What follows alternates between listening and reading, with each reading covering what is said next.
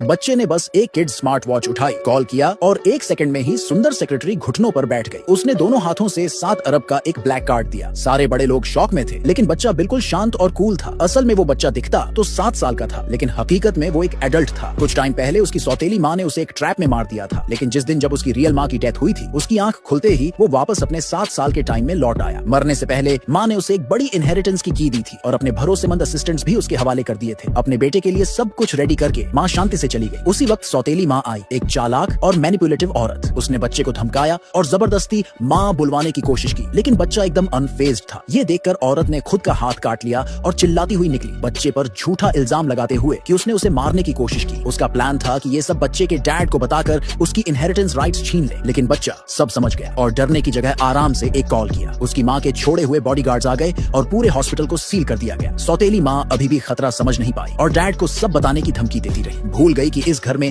अब उसकी पोजीशन क्या है। अगले ही मोमेंट में बॉडीगार्ड ने उसका गला पकड़ लिया। उधर उसका इलेजिटिमेट बेटा, जो उसका अपना लाया हुआ था, अपनी माँ को बचाने कुछ गुंडों के साथ आ गया, लेकिन नीडियन बॉडीगार्ड्स रेडी थे। एक ने एक ही मूव में उसका हाथ तोड़ दिया। फिर भी वो लड़का समझा नहीं कि बच्चा अब बदल चुका है। उसने अपने बड़े भाई के टाइटल का इस्तेमाल करके बच्चे को दबाने की कोशिश की, लेकिन बच्चा उसे दिल से नफरत करता था। पिछले जन्म में उसी ने उसे मारा था, तो उसने एक रूलर मंगाई और उसे 99 थप्पड़ मारे, ताकि उसे याद रहे कि अब कौन किसका मालिक है। ठीक उसी टाइम बच्चे के डैड की सेक्रेटरी अर्जेंसी में आई, सबको शांत करने की कोशिश में, लेकिन बच्चे को अपनी पिछली जिंदगी याद आ गई, जब इसी औरत ने उस सौतेली माँ और उसके बेटे की मदद की थी, जिससे उसकी पूरी जिंदगी बर्बाद हो गई थी। एक सिंपल सेक्रेटरी को खुद पर चिल्लाते देख बच्चा गुस्से से भर गया और रूलर से उसकी टांग पर एक जोरदार चोट मारी। उसे इतना गुस्सा आया कि उसे पिंजरे में बंद करने का सोच रहा था, लेकिन तभी उसका एक आदमी आया और याद दिलाया कि बोर्ड मीटिंग शुरू होने वाली है। बच्चे ने सोचा कि असली लड़ाई तो अब शुरू हो रही है, इसलिए फिलहाल उन्हें छोड़ दिया। उधर वो इलेजिटिमेट भाई, जो बच्चे से हार नहीं बचा पाया, भागकर अपने डैड के पास पहुंचा और कहा कि बच्चा पागल हो गया है,